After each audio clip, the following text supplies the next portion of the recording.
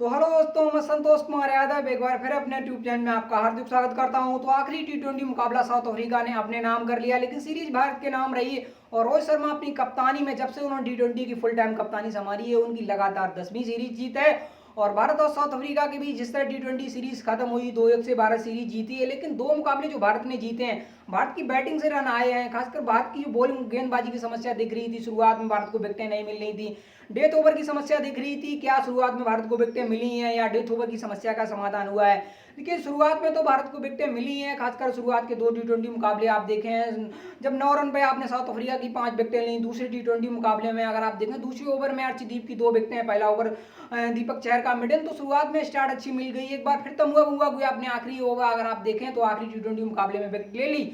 लेकिन डिकॉक जो लगातार 2 इनिंग खेल के गए हैं, उससे उनके टॉप ऑर्डर में दम फिर आया है। और नंबर 3 पर रायलो रूसी की समस्या साउथ अफ्रीका को दिख रही थी, उन्होंने जो मिड एंड 100 लगाया है और जिस तरह उन्होंने लगाया, जिस स्ट्राइक रेट के साथ लगाया और जिस इंटेंट के साथ उन्होंने बैटिंग करी है, साउथ अफ्रीका के लिए हर बल्लेबाज ऐसा दिख रहा है, ऐसा क्नॉक खेल रहा है कि ऐसा लग रहा है कि हर बल्लेबाज ऐसी इनिंग खेल सकता है जो साउथ अफ्रीका के लिए 100 लगा सकता है। डिकॉक ने जो इनिंग खेली, डिकॉक अगर रन आउट ना हुए तो आई थिंक वो भी हो सकता है 100 लगाते। और नंबर 3 पे आके रायलो रूसो ने 100 लगाया। और पिछले मुकाबले में आपने देखा डेविड मिलर एक 100 लगा के गए थे। तो ट्रस्टन आए, ट्रस्टन अच्छा खेल रहे थे, नीचे से डेविड मिलर आए, डेविड मिलर ने आके 3 छक्के लगातार रख दिए। और एक समय ऐसा लग रहा था कि 215-20 का टारगेट होगा, लेकिन जो 10-15 रन ज्यादा बन गए उसका क्रेडिट जाएगा डेविड मिलर को, जो जिन्होंने आए गए मारे और अगर आप देखें 3 बाउंड्रियां कंप्लीट कर ली।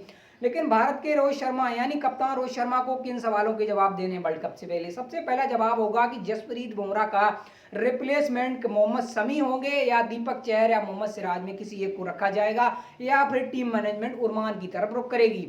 डेथ ओवर की बॉलिंग को देखते हुए जो आखिरी टी20 मुकाबला था, उसमें अगर आप देखें पूरे टूर्नामेंट में अगर बात करें भारत और साउथ अफ्रीका सीरीज में दीपक चहर ने अच्छी गेंदबाजी करी है। खासकर वो आखिरी टी20 मुकाबले में आखिरी ओवर का अगर हटा दें, जिसमें अगर आप देखें नो बॉल, उसके बाद अगर आप देखें तो फ्री हिट पर भी 6 पड़ गया, और जिस गेंद पर एक 6 था उस पर अगर आप देखें बाउंड्री रोड पर मोहम्मद सिराज का अगर पैर टच ना हुआ तो 6 ना होता। तो उन्होंने पूरी सीरीज में अच्छी गेंदबाजी करी हो, नई गेंद के साथ हो या फिर हम बात करें डेथ ओवर में। लेकिन मोहम्मद सिराज को जो एक मौका मिला है, उन्होंने भी उस मौके को बनाने की पूरी कोशिश करी है। और डेथ ओवर में खासकर 19वें ओवर जो आपके लिए एक काल बन के हुआ, अगर आप देखें पिछले 1.5 महीने से बना हुआ था, उस पर भी उन्होंने विराम दिया और मात्र 11 रन दिए हैं, जबकि अर्शदीप इस टी20 मुकाबले का हिस्सा नहीं थे।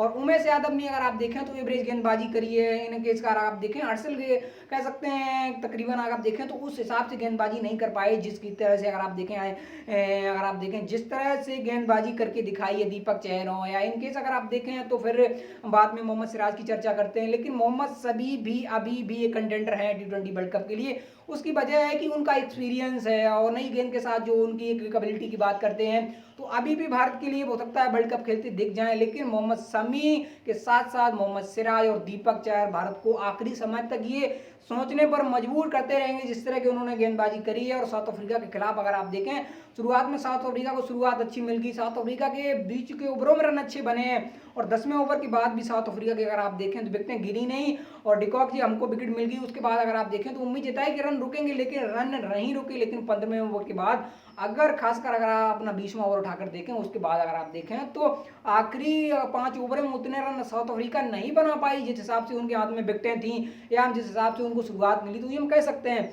लेकिन भारत की क्या हुआ, भारत की अगर आप देखें रोहित शर्मा के साथ ऋषभ पंत बैटिंग कर रहे थे। रोहित शर्मा की समस्या बैटिंग में दिख रही है। साउथ अफ्रीका सीरीज में 3 टी20 मुकाबले खेले, एक ही में उन्होंने अगर आप देखें खाता खोल पाया, 2 में वो अपना खाता तक नहीं खोल पाए हैं। और उसके बाद अगर ऋषभ पंत के साथ भारत ने ओपनिंग करी है, वजह थी कि अगर आप देखें केरालू आप ब्रेक गए हैं, नंबर 3 पर आप देखें विराट नहीं थे तो श्रेयस अय्यर के साथ गए हैं। तो ऋषभ पंत को शुरुआत अच्छी मिल गई, शुरुआत में थोड़े रुक के खेले। और नुकती लंगती का अगर आप देखें आप तकरीबन पाएंगे जो 5वां ओवर उन्होंने जिस तरह से वहां बैटिंग करी है, 20 रन बनाए, आखिरी गेंद पर वो आउट हो गए, ट्रस्टन का एक अच्छा गेंद। और जिस तरह से कार्तिक को भारत ने थोड़ा ऊपर भेजा, समस्या उनकी दिख रही थी कि उनको उतनी गेंदें नहीं मिल रही हैं और वो उतना समय नहीं बचा पा रहे हैं। किसी दिन आपकी टॉप शुरुआत की विकेटें गिर गई तो वह कार्तिक क्या करेंगे। लेकिन कार्तिक ने आगे जिस तरह बैटिंग करी, ऋषभ पंत जब आउट हुए उसके बाद फिर उन्होंने अपना जलवा दिखाया, उसके बाद बहुत जल्दी आउट हो गए। तो भारत की शुरुआत में विकेटें गिरती रही, रन बनते रहे और जब तक बनते रहे जब तक सूर्य कुमार यादव क्रीज पर थे, सूर्य कुमार यादव भी जल्दी आउट हो गए।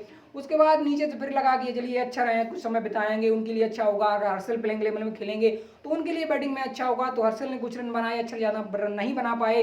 नीचे तो उमेश यादव ने जो रन बनाए, और खासकर हम बात करें दीपक चहर जसप्रीत बुमराह का रिप्लेसमेंट क्यों हो सकते हैं, उसकी हमने कई वजह बताई है। देखिए उन्होंने नई गेंद के साथ साउथ अफ्रीका सीरीज में अच्छी गेंदबाजी करी है, ओवर मिडिल निकाले हैं, विकेटें निकाल के दी हैं, डेथ ओवर में अच्छी गेंदबाजी करी है, और आखिरी टी20 मुकाबले में उन्होंने रन बना के दिखाए हैं और 180 प्लस की स्ट्राइक रेट से बनाए हैं, जो कि अगर आप देखें एजे फिनिशर अगर आप एक्सपेक्ट करते हैं 170 180 की स्ट्राइक रेट होनी चाहिए, और उस हिसाब से उन्होंने बैटिंग करके आपको दी है।